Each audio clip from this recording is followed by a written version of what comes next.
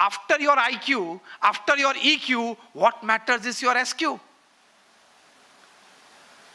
People with IQ can perform and can lead and can produce results. But you know, in the Silicon Valley, all the IQ people are paid by people who are lesser in IQ than them. IT companies के जो मालिक हैं, वो लोग IT के engineers जितने पढ़े नहीं हैं.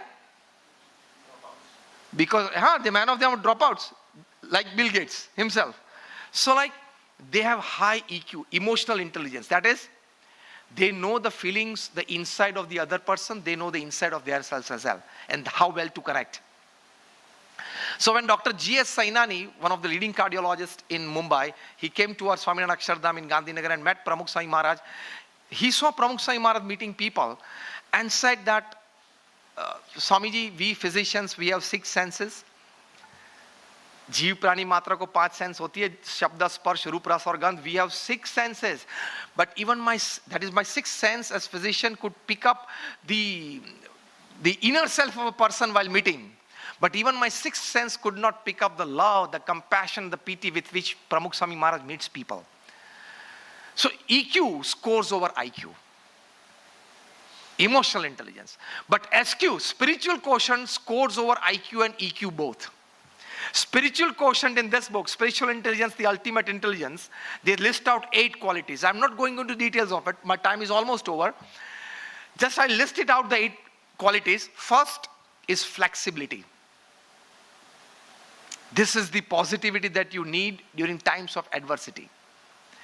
Positivity. In times of adversity, the first quality is flexibility to change. Harvard University defines intelligence as flexibility to change is intelligence. Coming to a CMP, common minimum program, as fast as possible during a meeting or during a deal is flexibility and intelligence.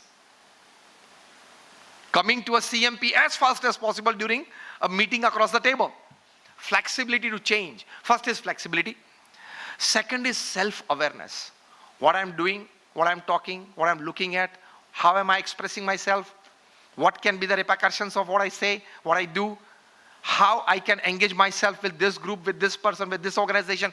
Extremely self-aware. So you never make a public or a private mistake in your life. Extremely self-aware. Third spiritual quality is an ability to face and use the suffering of life. We all face the suffering of life, but spiritual intelligent person, he can use the suffering of life. Like the top guy in the country, the top person in the country today has this knack of using the suffering. Anybody throws anything at him, he can turn it into a giant vote bank. That needs a neck. That needs a big neck. And everybody as a professional needs to learn that knack. That people may throw anything at you, any garbage at you. You don't go to fight with people. As mum, as silent as nothing has happened in the last 48 hours.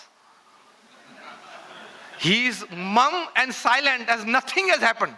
It's a routine in the country. It's a knack. It needs tremendous spiritual maturity to lead from that level, and what to do, what not to do, what to talk, whether to express, give an opinion, comment or not. During such happenings, it needs tremendous balance of mind, tremendous spiritual maturity. That is called an ability to face and use the suffering of life. Fourth is an ability to be inspired by vision. Fifth is an ability to cause as little harm as possible. Sixth is an ability to see connection between diverse things which are 180-degree opposite. You can still see a connection. That means if you decide you can sell a refrigerator to an Eskimo. You can sell a comb to a bald person. You can see a connection between 180-degree diagonally opposite things. That is the sixth quality. Seventh is, the seventh and the eighth both I love very much.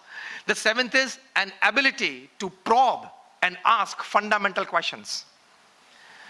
कोई हकीकत से आप अनजान हो तो go right into the deep. Don't feel like, what would he think of me, that I'm in this profession since 20 years and I don't know certain basics of this project. If you are unaware, ask it like a child. But get fully informed, only then start to perform. As simple as that. So probe and ask fundamental questions, and the eighth is to work against a convention. You have the determination and applied commitment to work against a convention. एक मान्यता, एक ढांचा के विरुद्ध जाके भी काम करना है और करके दिखाएंगे. That willpower and confidence, that helps a lot. So these are the 8 qualities of a spiritually enlightened person, and vice versa. If you have these 8 qualities, you are a spiritually intelligent person. So raise your IQ, raise your EQ, but be equally vigilant, careful, and enthusiastic to raise your SQ as well, the spiritual quotient. That will supersede IQ and EQ and give you better results. That you can see in the life of many personalities who have led from the front in various fields, in the past, today, and it is an absolute principle, a fundamental one for the future as well.